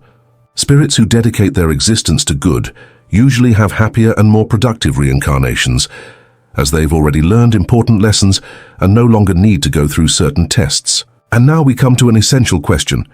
Is there a limit number of reincarnations, or do we continue returning to Earth infinitely? According to Edgar Cayce's teachings, the reincarnation cycle continues until the spirit reaches such a high level of consciousness that it no longer needs to return to the material world. These illuminated souls go on to inhabit higher planes, where their mission becomes helping those who are still in the learning process. Edgar Cayce left us valuable messages about this. He revealed that, in many cases, spirits who have reached a high degree of evolution still choose to reincarnate, but not out of their own necessity, but out of love for humanity. They return as guides, teachers, and spiritual leaders, helping to transform the world and bringing light to those who are still in initial stages of the spiritual journey. So if reincarnation can be immediate for some and take centuries for others, what can we do now to guarantee a better future for our soul? The answer is simple. Live with purpose, seek spiritual knowledge, and above all, practice love and compassion. Our behavior today defines not only our future in this life, but also the conditions of our next incarnations. Now I want to know your opinion. Do you feel you've lived before? Do you have any memory, dream, or experience that makes you believe in reincarnation? Comment down below, because I'm going to read and heart the best comments. And if this video brought new reflections to you, don't forget to leave a like and subscribe to the channel. This really helps bring this knowledge to more people and strengthen our community. Hit the notification bell so you don't miss the next videos, because we have many more incredible contents about spirituality coming. See you next time. Before you took your first breath, before your heart began to beat, your soul was already awake, watching, choosing, and preparing. According to Edgar Cayce, the sleeping prophet, your life did not begin at birth. It began in eternity, in a sacred place where your soul reviewed countless possibilities, examined old mistakes, and chose the exact circumstances you're living right now. The parents you were born to, the country you call home, even the people who broke your heart, none of it was random. Every detail was written in divine precision. Cayce said that before each incarnation, the soul meets with higher beings of light to plan a journey that would heal its past and awaken it to God.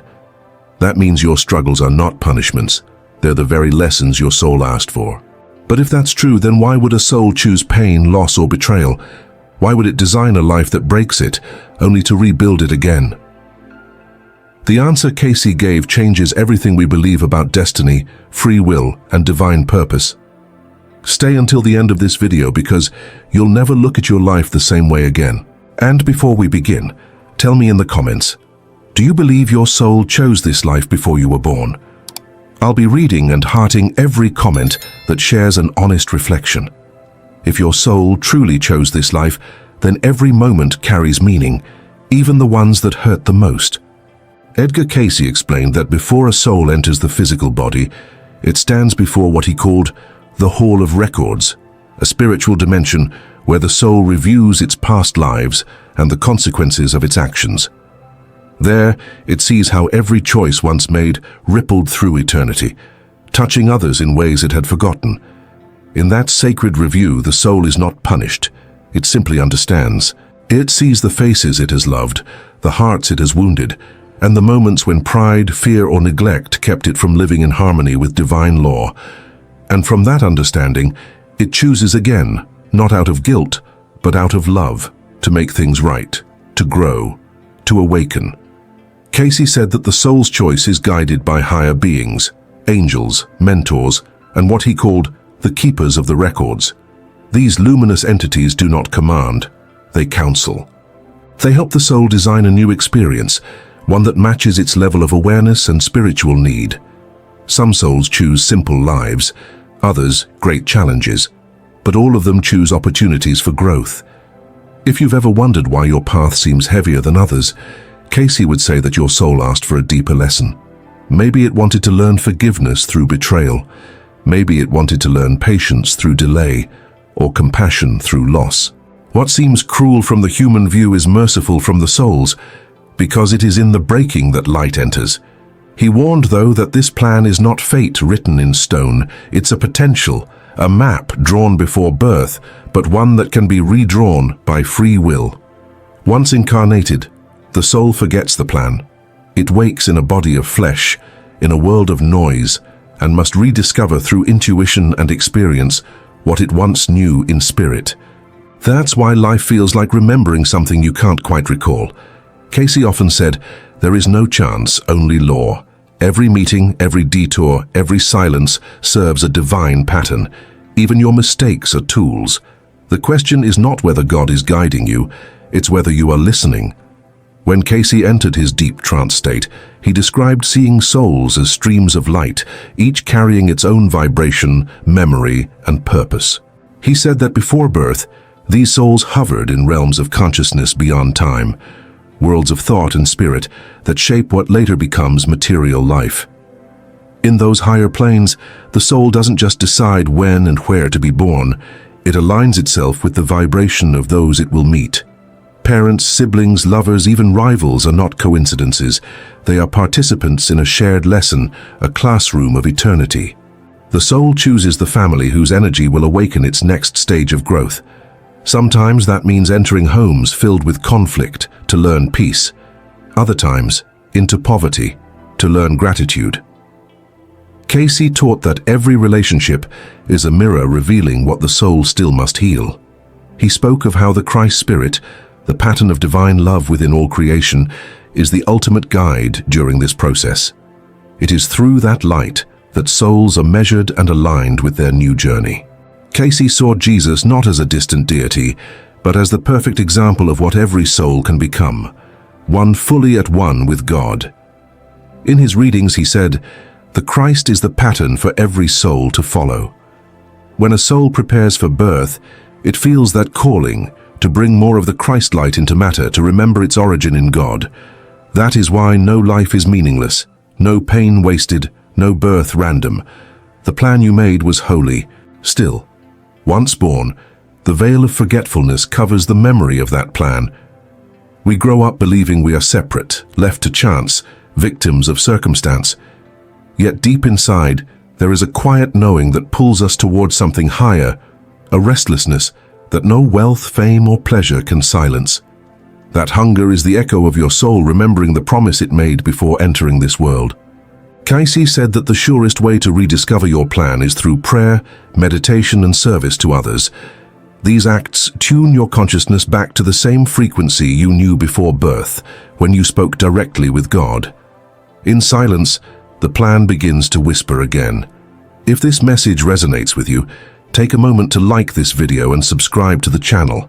It helps this message reach more people who are searching for meaning in their lives. And in the comments, share one thing you feel your soul might have chosen to learn in this lifetime. I'll be reading your reflections and marking them with a heart, because together we are remembering what we came here for. Cayce often reminded those who came to him for readings that the soul's plan is not about avoiding suffering, but transforming it. He said that every experience, pleasant or painful, is raw material for spiritual evolution. When people asked why they were born into illness, loneliness, or failure, Cayce would answer, "That which seems a burden is but the doorway to your greater strength." To him, karma wasn't punishment, it was education. Every life was a continuation of lessons unfinished, and the moment we stop resisting and start asking, "What is this teaching my soul?" everything changes. Because when pain gains meaning, it no longer feels like punishment, it becomes purpose. He described Earth as a school for souls, the only classroom where the spirit can learn patience, forgiveness, and unconditional love through real experience. Here, we forget our divine origin so that our faith can become real, tested, and proven. The courage to believe without remembering, that is what refines the soul. Cayce said that before birth, souls often volunteer for the hardest tests.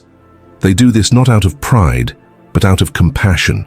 They wish to help others awaken. Some souls agree to carry certain weaknesses or challenges so that others may grow stronger in their presence. That means even your flaws might be part of someone else's salvation. Nothing is wasted in God's design. There is a profound humility in realizing that the same divine intelligence that sets galaxies in motion also crafted your personal struggles with intention. Think about that. The heartbreaks, delays, disappointments. They are all threads woven into a larger pattern meant to lead you back to love. Cayce warned that the biggest tragedy isn't failure, but forgetting. Forgetting that you are more than flesh. Forgetting that your true home is not here. Forgetting that before birth you made a promise to bring light into darkness. When we remember this, Life stops being something that happens to us and becomes something happening for us. And yet God never forces remembrance. The soul awakens only when it is ready, sometimes through prayer, sometimes through loss, sometimes through a moment so still it feels like eternity itself is listening. That is when grace enters. Cayce said grace is the divine power that overrides karma. It is love's mercy breaking through law. No matter what the plan was, grace can rewrite it when the soul turns sincerely toward God. Every time you forgive, every time you act with kindness, every time you choose faith over fear, you align again with the divine blueprint that was drawn before you were born. Cayce's vision of divine order was never about blind acceptance. It was about awakening awareness. He urged every soul to remember that God is not distant, nor does he sit in judgment waiting to condemn. Instead, he is the intelligence within the pattern, the love inside the law. To Cayce, Jesus was the bridge between that divine order and human confusion. Through him, the soul learns that no mistake is final. The plan you wrote before birth included not only lessons, but exits, pathways of grace that appear the moment you turn your heart toward God. Every prayer, every act of forgiveness, every silent cry for help sends a signal through the spiritual realms, aligning your life again with its original purpose. He said that when we feel lost or forgotten, it is often because we have strayed from the vibration we chose before coming here. The remedy is not to seek miracles outside, but to return inward to the temple of the heart where the soul still remembers the language of God. Cayce's readings constantly repeated this truth. The Spirit of Christ meets every soul at the point of its need. That means you are never too far gone. Even your detours are calculated within divine mercy. The suffering that humbles you, the tears that break you, the silence that frightens you, all are calls to remember who you are and whose you are. In one of his readings, Cayce described the soul's journey as a spiral, not a straight line. We repeat experiences not as punishment, but because we have not yet extracted the full wisdom they hold. That's why certain patterns follow us, relationships that echo, fears that return, lessons that seem to replay through different faces. They are not coincidences, they are reminders. The soul repeats until it remembers, and when it finally does, peace follows. Because enlightenment isn't the absence of struggle, it's the understanding of its purpose. The moment you see meaning in your pain, you've already begun to transcend it. Cayce also warned against using this knowledge to judge others. If each soul has chosen its path for reasons beyond what we can see, then compassion must replace judgment. The poor, the ill, the broken, they are not cursed but courageous. They agreed to carry visible burdens so that invisible truths could be revealed. Maybe the person you pity is more advanced than you, serving a higher purpose that your eyes can't yet see. When Jesus said, "Judge not lest ye be judged," Cayce believed he was reminding us that every soul's story began long before this world. Our duty is to love, not to label. Cayce believed that awakening begins when the soul stops asking, "Why me?" and starts asking, "What for?" The difference seems small, but it opens a door. "Why me?" anchors you in self-pity. "What for?" invites revelation. He explained that souls choose certain trials because only through them can they develop specific virtues. Faith through uncertainty, humility through failure, love through loss. Each virtue earned becomes light, carried into eternity. This, he said, is how souls evolve, by converting human pain into divine wisdom. That's why no prayer goes unheard. Even when the outcome isn't what we hoped for, it's shaping something eternal within us. He often told seekers that the divine plan is alive, not frozen. The choices you make now rewrite the future you'll meet tomorrow. Free will is the tool that allows God's grace to express itself through you. Cayce compared it to music. The score may be written, but how you play it determines the beauty of the song. That means destiny is not about control, it's about co-creation. God provides the theme, but the melody is yours. Every thought, every emotion, every act of kindness adds harmony to the grand symphony of existence. Even silence has its note when offered with love. There's a reason Cayce placed so much emphasis on meditation and prayer. He said that when the mind grows still, the soul rises to meet the higher planes of awareness, the same realms it knew before birth. In that state, guidance can return, not as thunder or voice, but as quiet certainty. Sometimes you simply know what to do, as if an invisible hand moves your heart. That is how your soul remembers. Cayce taught that the Christ within you, the divine pattern, speaks through intuition, not logic. The more you trust it, the closer you align to the life your spirit designed. And when that alignment happens, doors open, relationships heal, strength returns. Life begins to flow instead of fight. So if you are watching this right now, it's not by accident. Cayce would say your soul led you here to remember something forgotten, that there's a reason you survived what should have destroyed you, that the prayers you thought went unanswered were working silently beneath the surface, building something you couldn't yet see. Nothing is random in God's universe, not even this moment. You are exactly where your soul intended you to be. The only question is, will you awaken to it?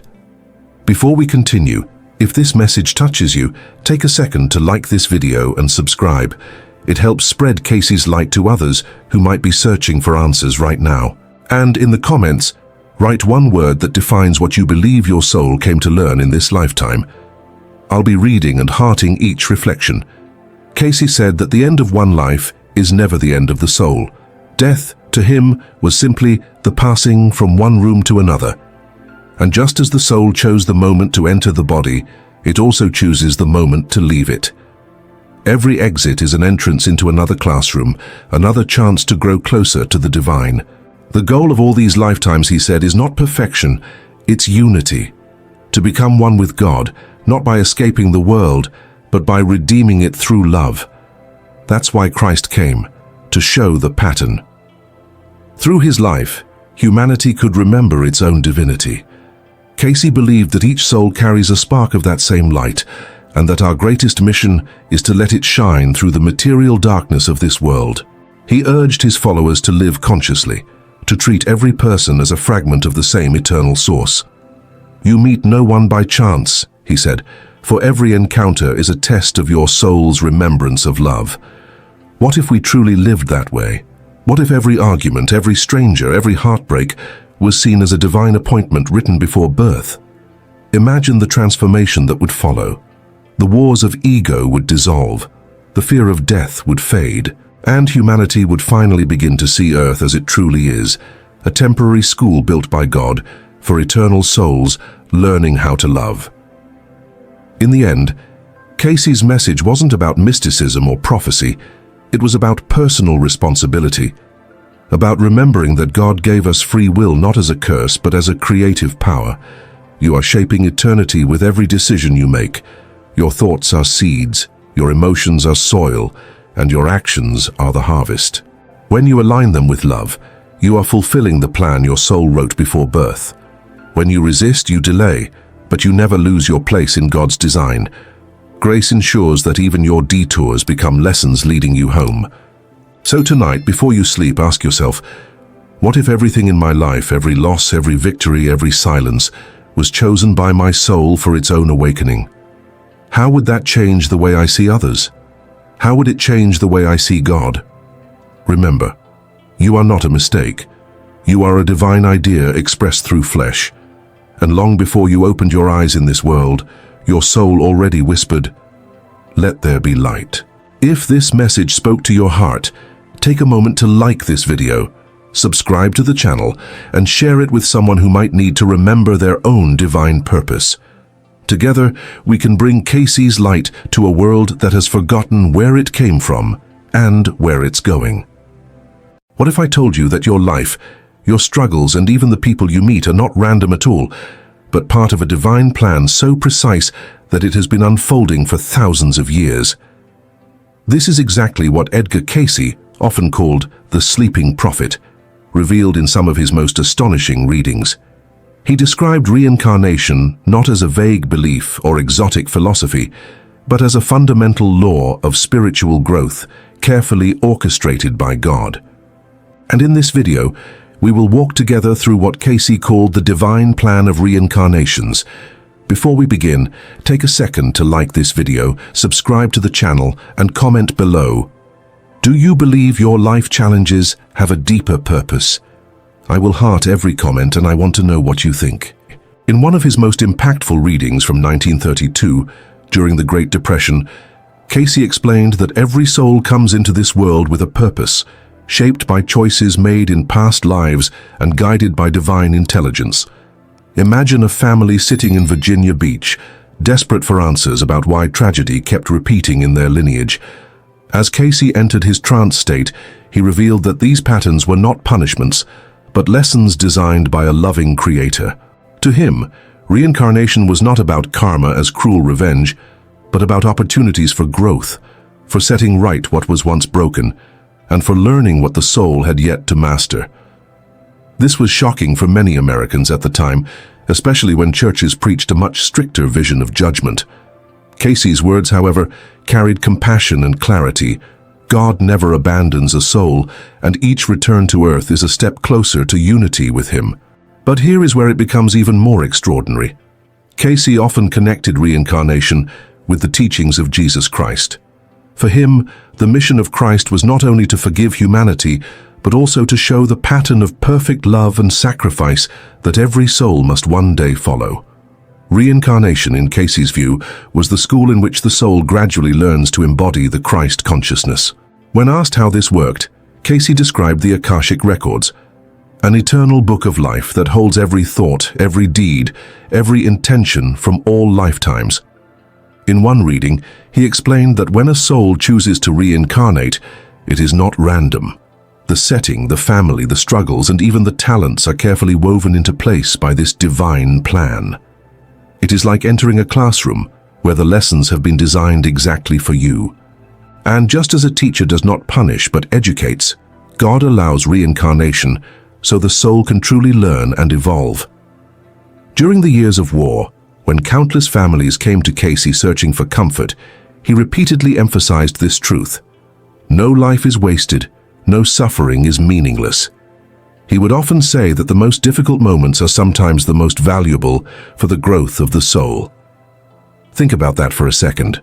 The pain you feel today may actually be the doorway to your greatest transformation.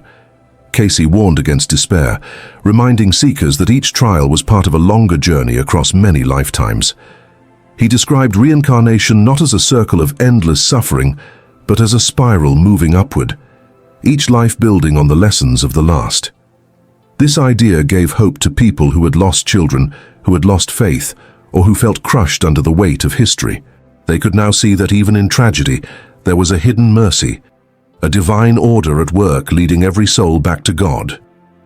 One of the most remarkable cases that showed the divine plan of reincarnation happened when a mother from Hopkinsville came to Cayce in deep sorrow.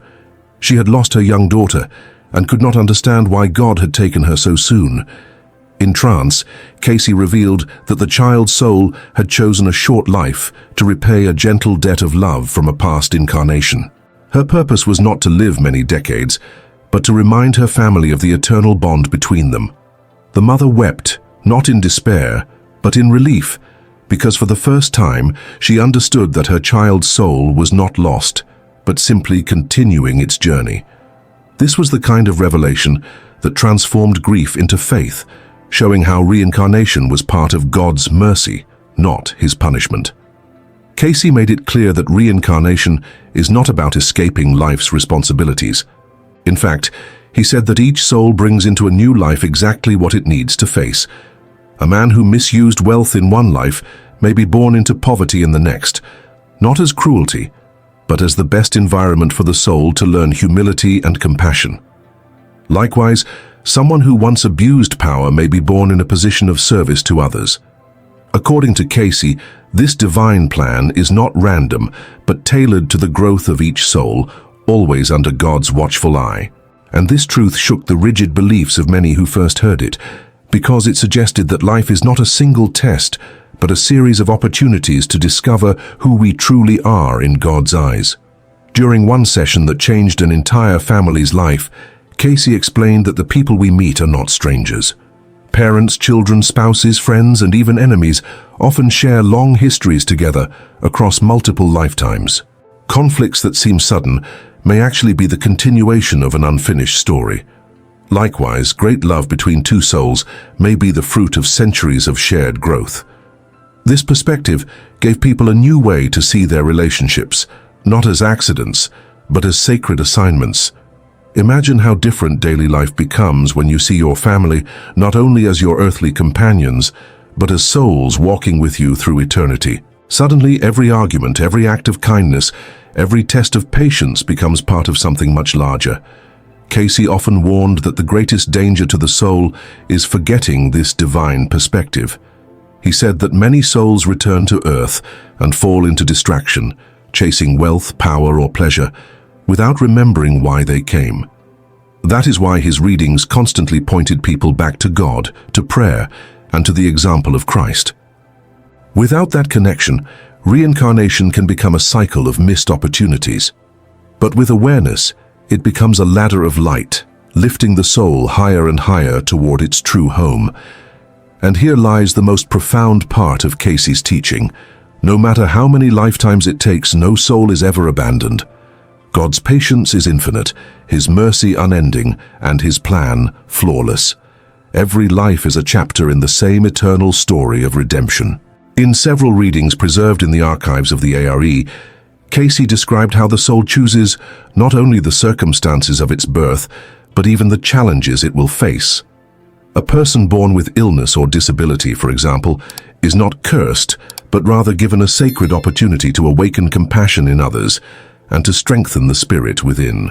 One of the most moving moments came during the years of the Second World War, when families asked why innocent young men were dying on distant battlefields. Cayce, in trance, reminded them that the soul cannot be destroyed by war. He said these souls were continuing their lessons, sometimes completing unfinished paths, sometimes offering their lives as an act of service to awaken humanity to the cost of violence. Instead of despair, his message gave courage. Life does not end in the grave, and sacrifice is never wasted in God's plan. But what about justice? Many skeptics argued that reincarnation sounded unfair, that people seemed to suffer without reason. Cayce answered this directly. He explained that what we call karma is not punishment, but balance, the natural correction of the soul's path. Just as the body heals itself when injured, the soul too seeks to restore harmony through new experiences. This is why a person who once caused pain may one day walk in the shoes of the one who was harmed, not to be crushed, but to learn empathy. Cayce's words revealed a system of justice far deeper than any human court, a divine justice where mercy and growth are always the goal. And in this way, reincarnation becomes the ultimate expression of God's fairness, allowing every soul to learn, to change, and to rise again. During a reading in the 1930s, Cayce astonished those present by saying that the talents people carry, art, music, science, healing, are often echoes of past lives. He explained that no effort is ever lost. What the soul cultivates in one life is carried into the next as a seed. A healer in one era may be born centuries later with a natural gift for medicine. An artist who painted with passion may reincarnate with an instinctive sense of beauty. And even a soul who failed in one life is not doomed, because the lesson, though unfinished, is never erased. This idea transformed how people saw themselves. Suddenly, hidden talents were not accidents but signs of a much larger story. Every gift was a clue to who they had been and who they might become. Cayce's teachings about reincarnation also reshaped how people thought about suffering. He said the very trials we resist most fiercely are often the ones we chose before birth. Why? Because the soul knows that real growth comes through challenge, not comfort. A difficult marriage, a financial struggle, or a health crisis may all be part of the curriculum the soul selected, guided by God, to polish its character and prepare it for greater service. This perspective was radical but deeply healing. It meant that no matter how painful life becomes, nothing is wasted.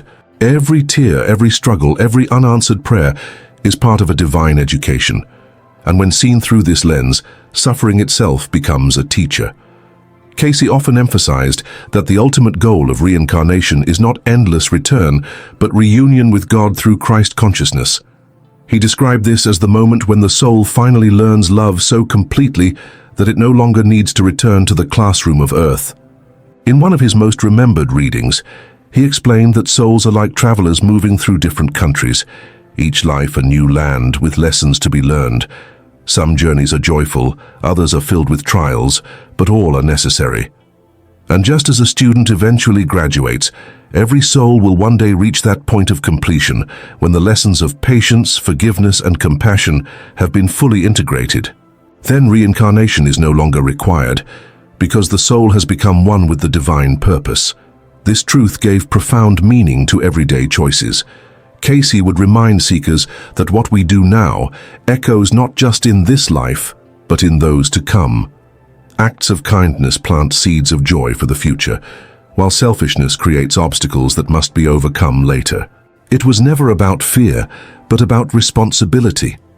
The awareness that we are shaping not only our present, but also our eternal story. In this sense, Cayce invited people to live consciously, to treat every person as a soul on their own journey, and to see every encounter as sacred. This teaching was especially powerful during times of despair, such as the economic collapse of the Great Depression, when many felt abandoned. His words gave hope.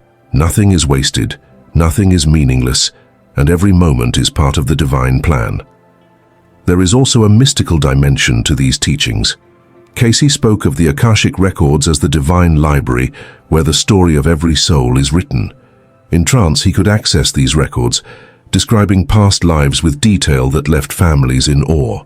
He told of farmers who had once been kings, of servants who had once been warriors, of children who carried the wisdom of ancient lands. These revelations were not given for entertainment, but to awaken souls to their purpose. He always insisted that the past mattered only if it helped the person live more faithfully in the present. Knowing you were once a leader means nothing if you do not lead with love now. Understanding that you once misused power means nothing unless you choose humility today. This was Cayce's constant reminder. The divine plan is not about curiosity, it is about transformation. As the years passed, more and more people came to him, searching for clarity about their struggles. Each time Cayce brought them back to the same truth. God's plan is always rooted in love. Even when it appears severe, even when it breaks our hearts, its purpose is healing. He compared reincarnation to a master sculptor shaping stone. The chisel may feel harsh, but it reveals the beauty hidden within. And so it is with the soul. Every lifetime chips away at pride, fear, and selfishness, until what remains is the radiant image of God within us. That is the destiny of every soul, no matter how many lifetimes it takes. This is the hope Cayce offered. You are not trapped in cycles without meaning. You are being shaped, guided, and lifted, always closer to God. One powerful example of how Cayce's vision changed lives came from a young man who struggled with guilt and failure. He had lost his job, his family was breaking apart, and he felt cursed. When brought before Cayce in trance, the message he received was not condemnation, but direction. His struggles were connected to choices made in a former life where he had abandoned responsibility. Now, by facing hardship with courage, he could finally learn loyalty and perseverance. The man left with a sense of hope, no longer crushed by guilt, but inspired to see his suffering as purposeful. Stories like these spread through communities, offering people a radically different way to see their pain. Instead of punishment, life became a field of divine instruction, where each trial was part of the soul's sacred curriculum. Cayce also addressed skeptics directly. During the 1940s, when science dominated cultural thought, many dismissed reincarnation as superstition.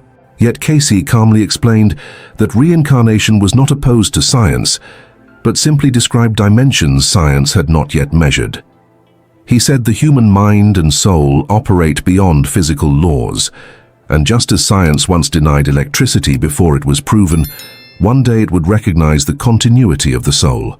This balance of faith and reason made his words powerful for Americans who wanted both spiritual truth and intellectual credibility. He never demanded blind belief, but encouraged testing his ideas through prayer, meditation, and observation of life's patterns. For him, truth was consistent everywhere, whether in scripture, in human experience, or in the soul's eternal journey. Another remarkable theme in Cayce's readings was the connection between nations, history, and reincarnation. He explained that entire groups of souls often reincarnate together, moving through the tides of history as communities. This meant that what happens to a nation is not random, but also part of a larger spiritual unfolding.